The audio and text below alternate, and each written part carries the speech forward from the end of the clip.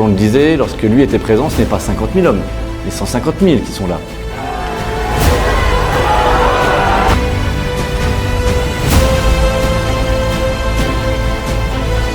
Les soldats, eux, ils vivent dans ce type de chambre. Majestueux, ce château rayonne toujours aujourd'hui.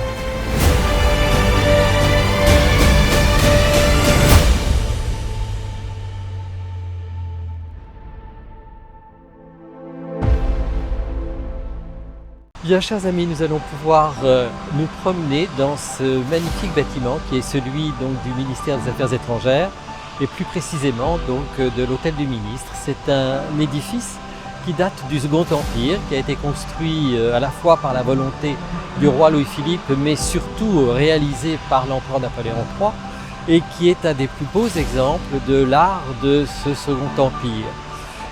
L'architecture que vous avez devant vous est due à un architecte qui s'appelle Lacornay et l'ensemble du décor intérieur, vous le verrez, est très somptueux, à tel point d'ailleurs que les diplomates qui étaient un peu jaloux donc au XIXe siècle le trouvaient trop opulent et trop riche. Je vous propose maintenant donc de gravir ces quelques marches et ce tapis rouge qui régulièrement aujourd'hui accueille encore toutes les plus hautes personnalités qui viennent donc à Paris, rencontrer le ministre des Affaires étrangères et décider des affaires du monde. Il faut savoir que le bâtiment se trouve, selon la volonté de l'empereur Napoléon III, être divisé en deux parties.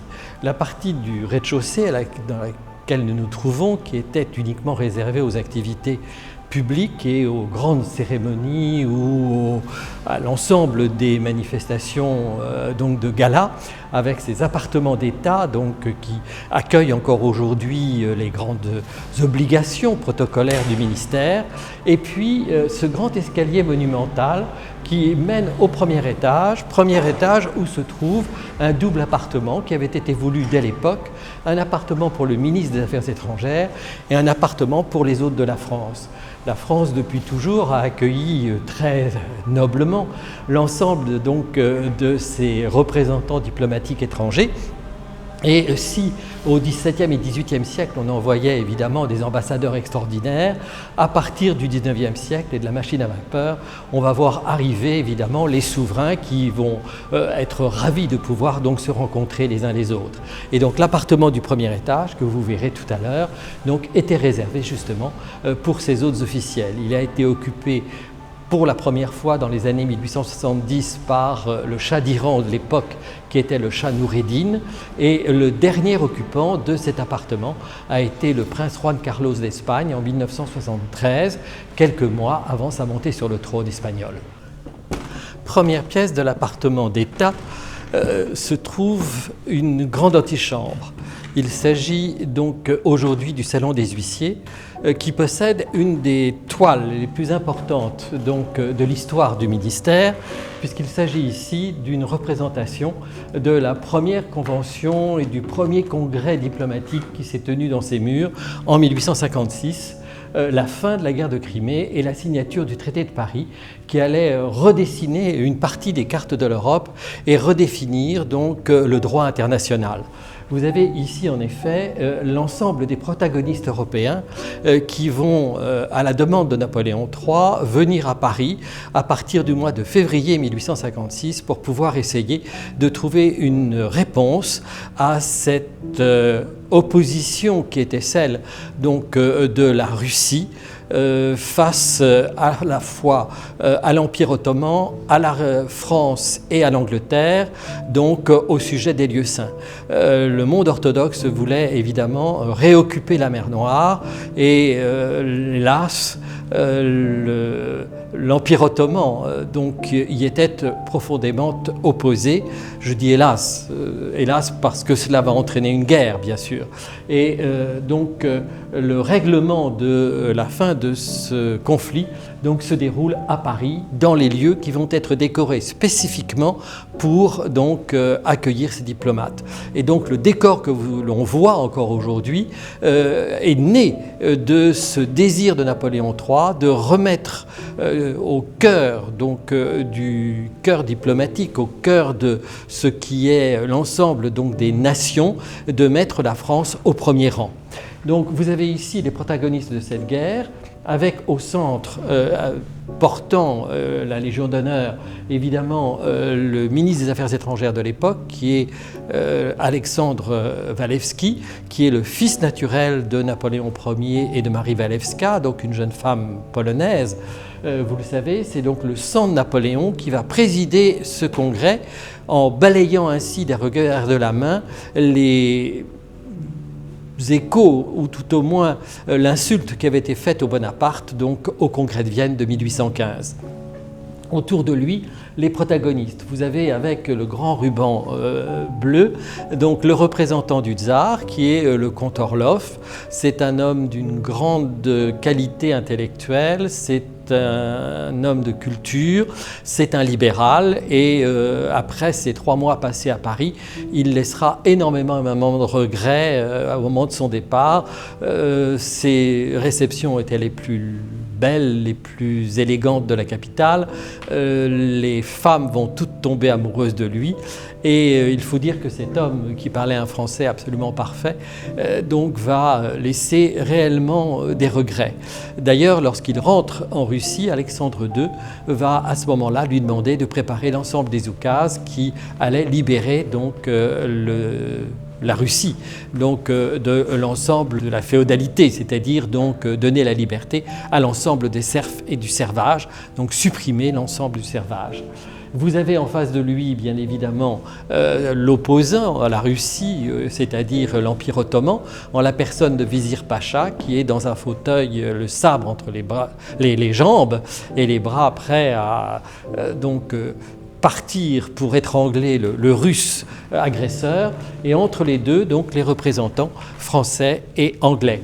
Donc, Alexandre Walewski, ministre des Affaires étrangères, et puis à côté de lui, donc, Lord Clarendon, qui est l'envoyé de la reine Victoria. Donc on a ici l'ensemble donc, du concert diplomatique européen. C'est un tableau très important de Dubuff, qui a été fait l'année même du congrès, en 1856. Un autre personnage est à signaler, complètement à la gauche du tableau, appuyé sur une console avec ses petites lunettes. Ça n'est autre donc que Cavour, puisque Cavour est invité également à cette conférence internationale, ainsi que les représentants de la Prusse et de l'Autriche, bien évidemment. Et Cavour, là, est en train de préparer l'unité italienne, donc pour suivre la fameuse politique qui était celle de Napoléon III, de la liberté des peuples à disposer d'eux-mêmes. Et puis, au centre de la table, je vous propose aussi peut-être de regarder plus attentivement la représentation qui est celle donc d'un encrier en vermeil. Cet écrier en vermeil qui date donc de 1819 était une commande à la maison Audio de Talleyrand, donc l'un des plus grands diplomates que la France ait eu, ministre des Affaires étrangères surtout donc de Napoléon, mais ensuite maître de l'Europe à travers le machiavélisme qui était le sien. Et cet encrier, donc représentant Apollon, est encore aujourd'hui sur le bureau du ministre des Affaires étrangères. Depuis 1819, il n'a jamais quitté aucun des bureaux de nos ministres. Il est un peu comme le symbole de la continuité diplomatique de la France donc, dans le monde. Le second salon dans lequel nous pénétrons est le salon des attachés, en raison du cabinet du ministre qui, au XIXe siècle, se trouvait derrière la porte que vous voyez derrière moi. Ce salon permet d'évoquer l'ornementation, la décoration et la mise en place donc, de tout le décor que vous pouvez voir au sein du ministère. Napoléon III avait souhaité que le lieu soit réellement le reflet à la fois de la puissance française et de l'art français. Il va donc demander à des décorateurs, les meilleurs de l'époque, de bien vouloir donc collaborer.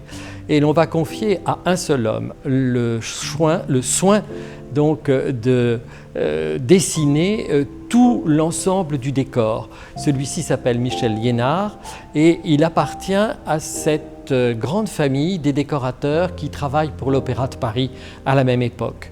Et il va à ce moment-là associer Nolo et Rubé, également Séchant, Cicéry, à l'ensemble des travaux du ministère.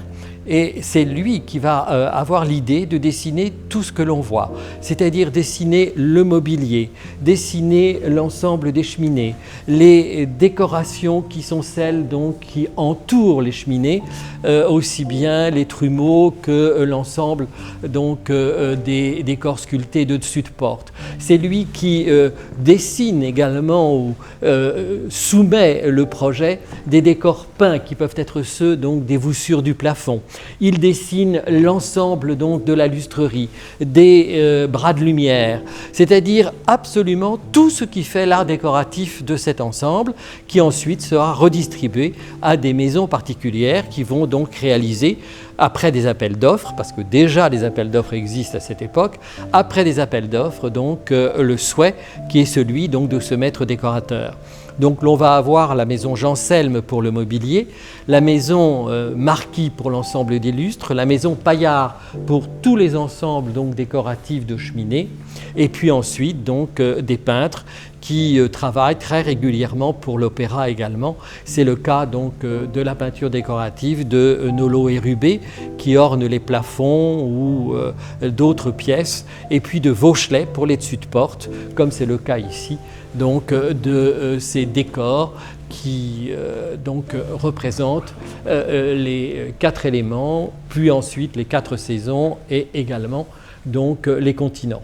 Sur les murs se trouvent des tapisseries, des gobelins qui datent des années 1828, commandés par le ministre des Beaux-Arts de l'époque parce que la manufacture royale n'avait plus de travail et plus de commandes, et l'on va à ce moment-là copier la plupart des tableaux du Louvre. Et la série que nous avons ici au ministère des Affaires étrangères représente les fameux tableaux que Rubens avait peints pour la reine Marie de Médicis en son palais du Luxembourg. Donc vous avez là 3 grandes tapisseries, la suite donc se trouve derrière la porte que vous avez fermée aujourd'hui et qui donc est un bureau, et l'ensemble donc de ces tapisseries évoque sous la forme qui est celle évidemment de la mythologie, tous les grands actes qui ont été ceux de la vie de Marie de Médicis pour rétablir la paix, la prospérité et donc l'unité du royaume. On la voit fermant le temple de la guerre et éteignant donc la torche de la discorde. On la voit donc naissant comme une déesse au sein donc du Parnasse, et puis donc apportant la paix religieuse, et à travers la paix religieuse donc l'ensemble de la prospérité à la France sous la forme du dieu Mercure.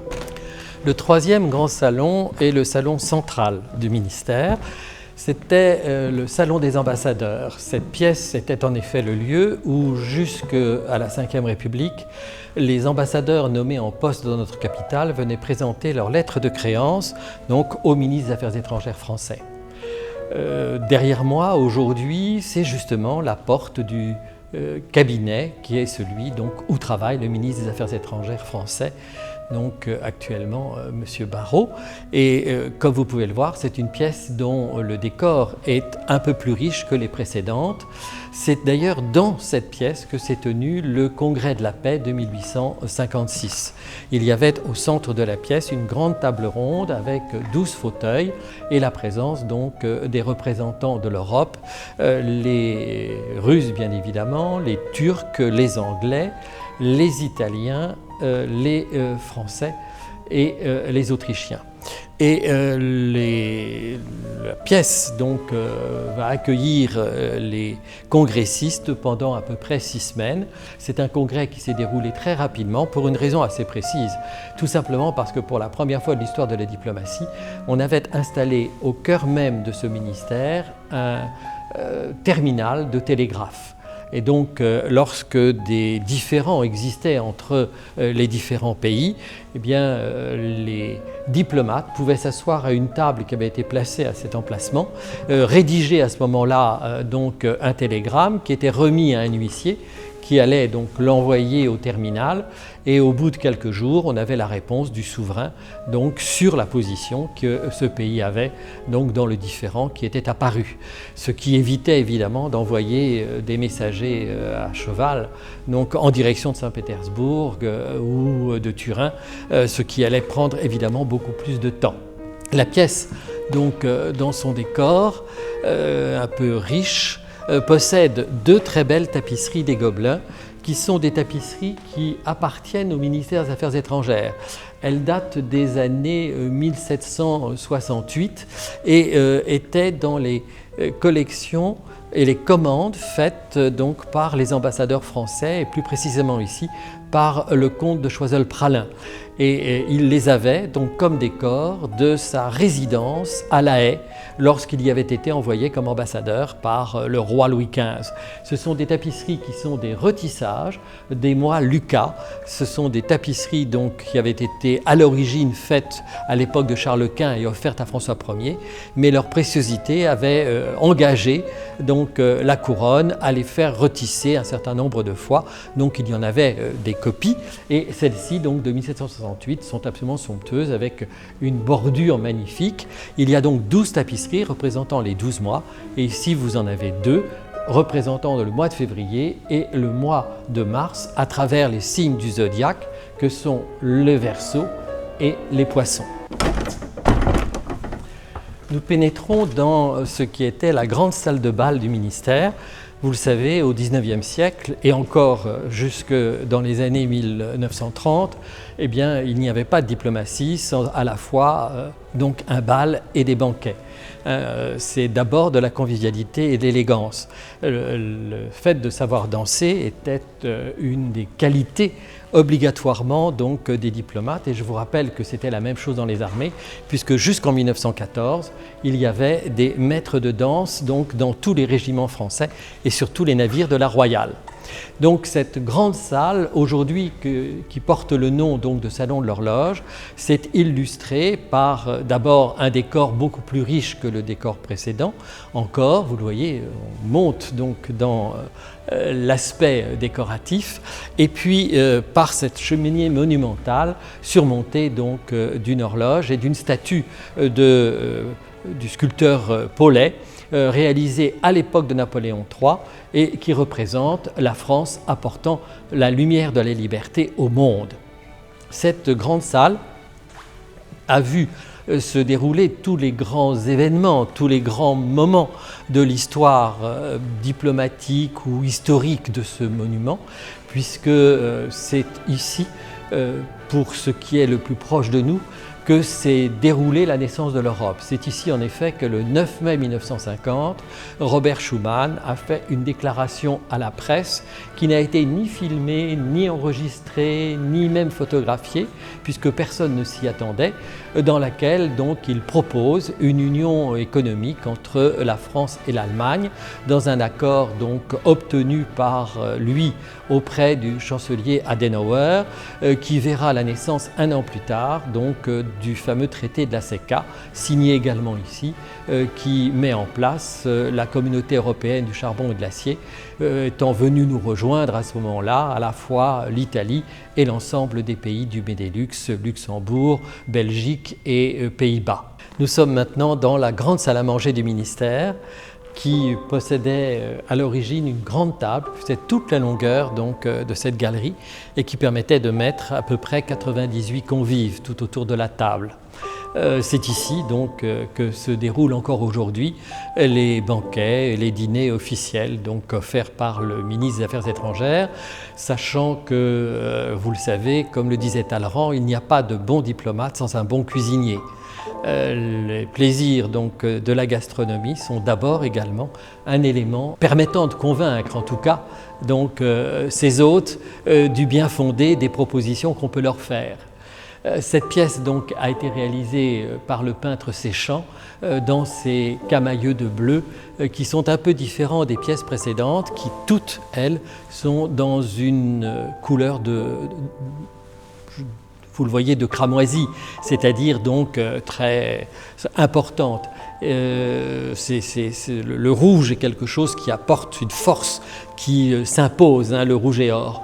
Ici, le bleu est beaucoup plus léger, mais peut correspondre évidemment plus naturellement donc, à un lieu de délices où seul le vin peut peut-être apparaître comme rouge. Lorsque l'on avance dans cette galerie,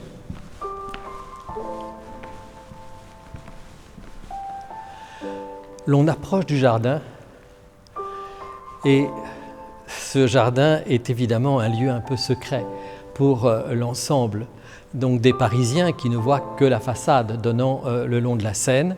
C'est un jardin qui permet également d'apercevoir les bâtiments autres que l'hôtel du ministre, c'est-à-dire l'aile de travail qui était dès le XIXe siècle construit par l'architecte Lacornay et qui a été agrandi en 1937, en 1922 d'abord, puis en 1937, donc pour permettre l'aménagement des bureaux des différentes directions du ministère le long de l'esplanade des Invalides. Donc on la voit très bien donc, dans cette partie. Et puis au fond du jardin, donc une grande masse aux fenêtres obturées qui était le bâtiment des archives et la bibliothèque donc, du ministère. Cette aile donne sur la rue de l'Université. Elle a été abandonnée il y a 10 ans puisque l'ensemble des archives du ministère se trouve maintenant à la Courneuve dans un bâtiment ultramoderne, donc ayant été construit à la demande de M. Védrine.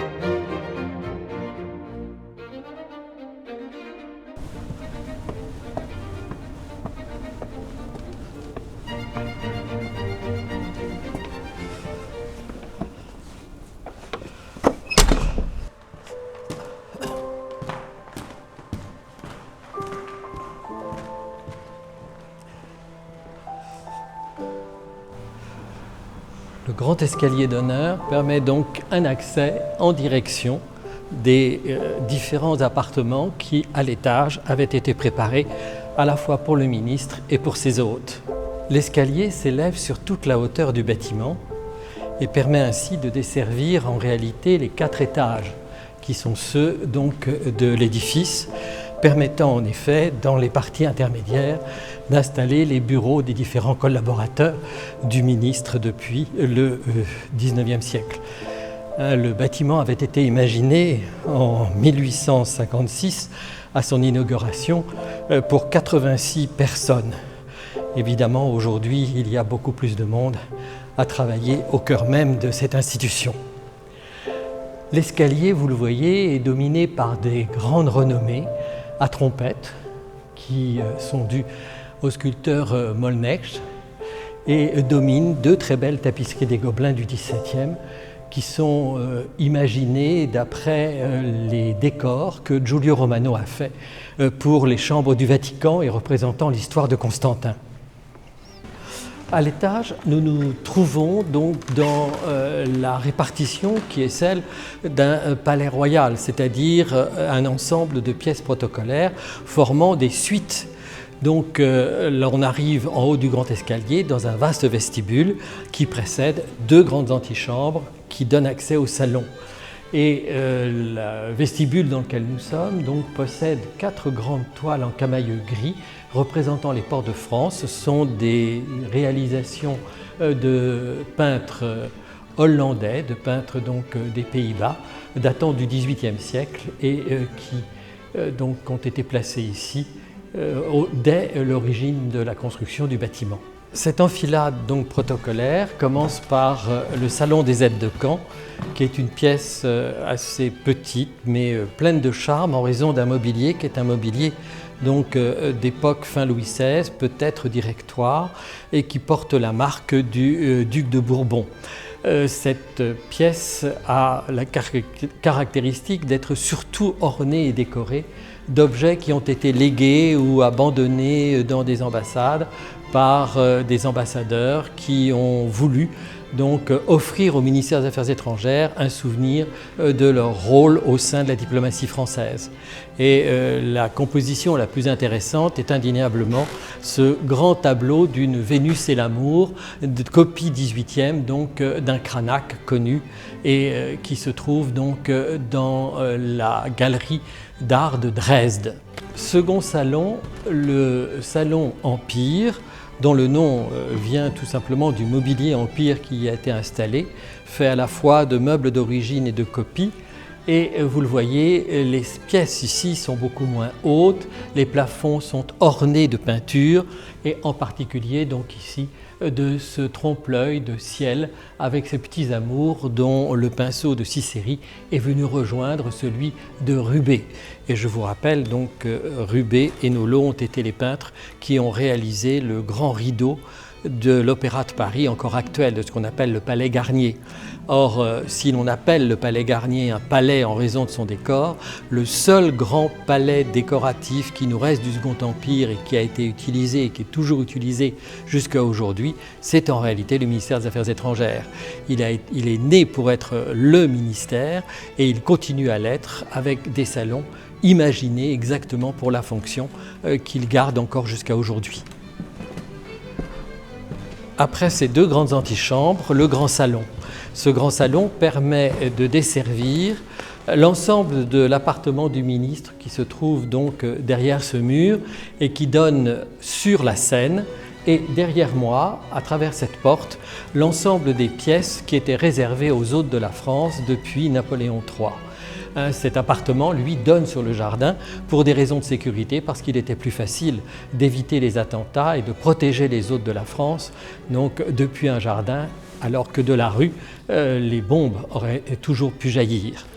Alors nous sommes dans un énorme salon particulièrement impressionnant par son lustre, qui est un lustre donc de marquis et paillard, avec ce bronze doré, ces grandes pampilles donc de cristal, qui répondent évidemment à l'ornementation de la cheminée elle-même, qui est toute en bronze doré, donc due ici à la maison Barbedienne.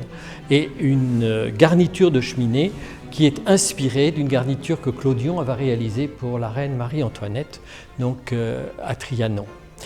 Les 2 portraits des souverains par lesquels ce ministère existe donc, sont présentés de chaque côté de la porte de l'appartement des hôtes.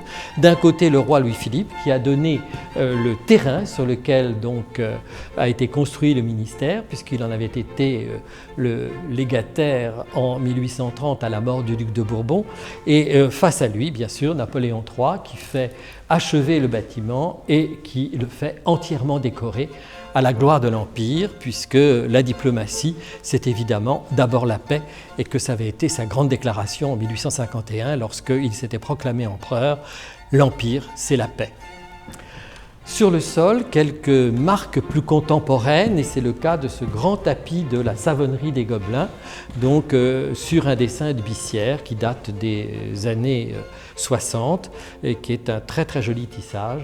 Donc placé dans ce salon qui sert aujourd'hui principalement pour des réunions ou des remises de décoration. L'entrée dans l'appartement des hôtes donnant sur le jardin se divise en 2 espaces.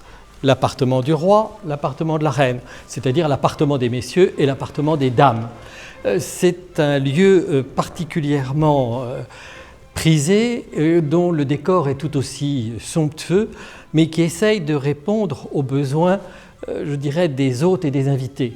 C'est-à-dire qu'on va leur marquer simplement le fait qu'ils sont en France, alors que l'appartement devient extraterritorialité lorsque l'hôte s'y installe. Ainsi, lorsque l'on pénètre dans ce salon, que nous appelons le salon des tapisseries de Beauvais, eh bien, le plafond est orné avec une extraordinaire peinture représentant le prince impérial, symbole de la continuité dynastique du Second Empire, et qui est ici donc appuyé sur le globe français, tenant à la main évidemment le rameau d'olivier de la paix, la balance de la justice, et apportant donc la lumière de la liberté française auprès d'un aigle impérial et donc d'un phylactère donnant le nom de l'empereur. C'est-à-dire que bien que nous soyons en extraterritorialité, si on lève la tête, on est quand même chez Napoléon III. Et vous le voyez, le décor donc est un décor de tapisserie qui est purement, je dirais, décoratif, mais qui reprend un peu l'idée du bureau du ministre qui est exactement sous nos pieds. Bureau du ministre qui est orné lui aussi de tapisserie, mais de tapisserie donc de Gobelin, due à Audran et datant donc de la fin du XVIIe et du début du XVIIIe siècle. La pièce donc sépare en deux les appartements des hôtes et je vous propose de passer tout de suite donc en direction de l'appartement dit du roi.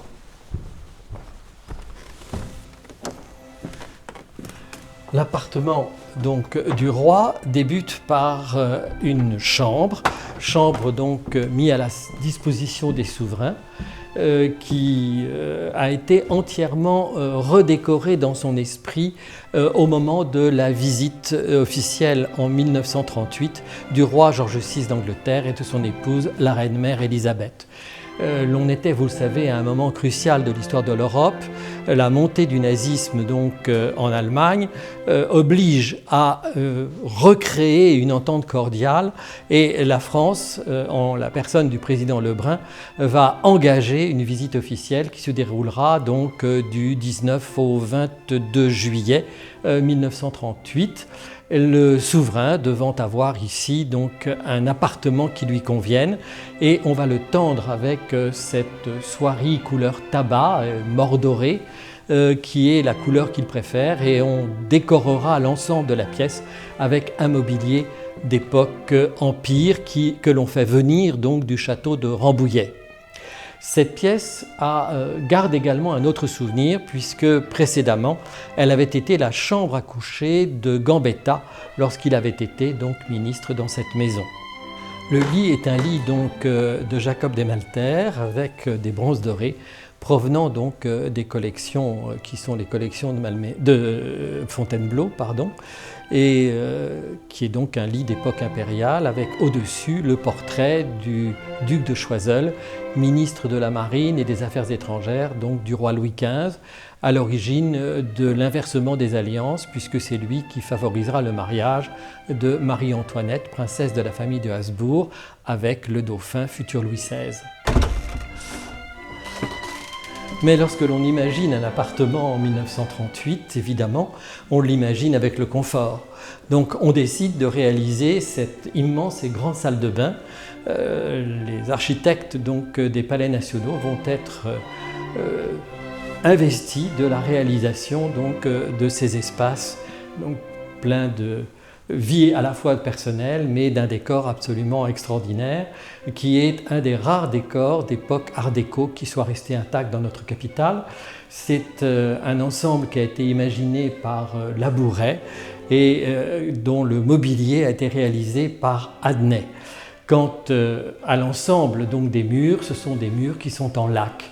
On voit ces grandes plaques que Labouret aime en verre, avec ici un verre qui a été creusé donc au sable.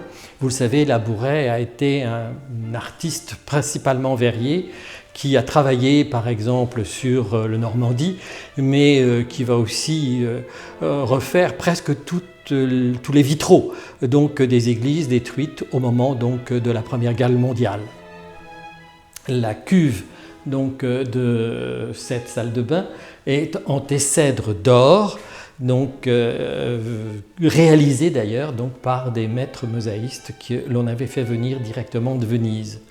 Alors, si le premier à utiliser cette salle de bain a été le roi George VI d'Angleterre, évidemment, d'autres hautes personnalités ont connu cette salle de bain, puisque ici sont venus à la fois Brejnev, Kennedy, le Shah Reza Pahlavi, la présence également de Churchill, et puis également de personnalités aujourd'hui qui ne seraient peut-être pas invitées, comme la personnalité, ou la personne en tout cas, donc, de Ceausescu.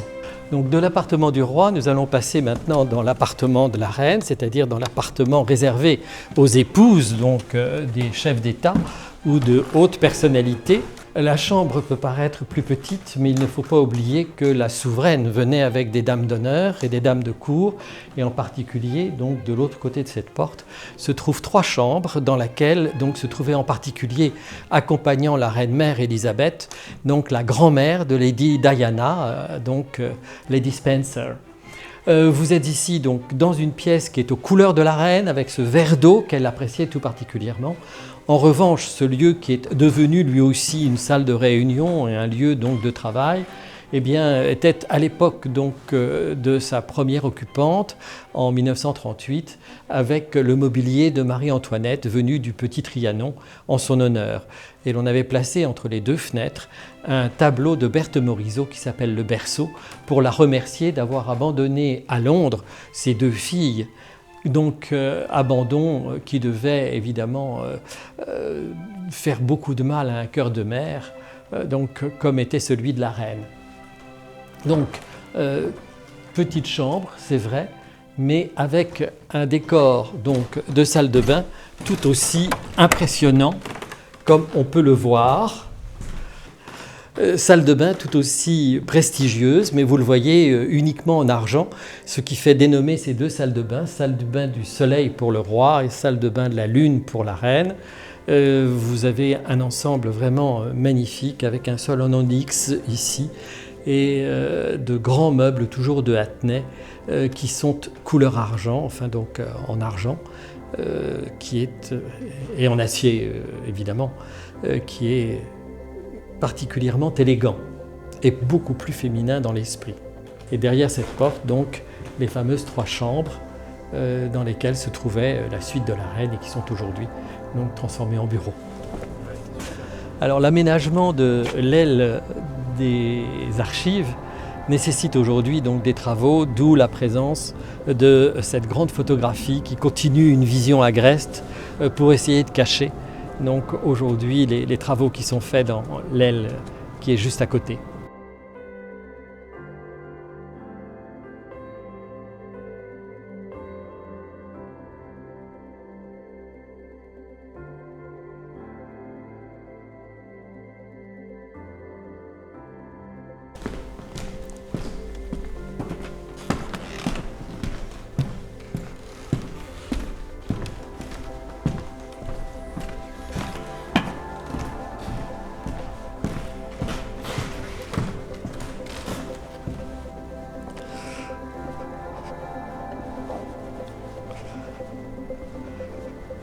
Voilà un grand escalier difficile à descendre en raison des rayures de son tapis. La grande loge, qui est la loge centrale tout au sommet de l'escalier, entourée des victoires, servait lors de la venue de souverains étrangers comme le roi Alphonse XIII ou le roi du Danemark à installer protocolairement donc des trompettes qui annonçaient donc leur entrée le premier jour dans le ministère, donc au moment où ils gravissaient l'escalier pour rejoindre leur appartement. Derrière moi d'ailleurs se trouve une très belle tapisserie des Gobelindes qui date du XVIIe siècle et qui fait partie de la suite de l'histoire de Scipion.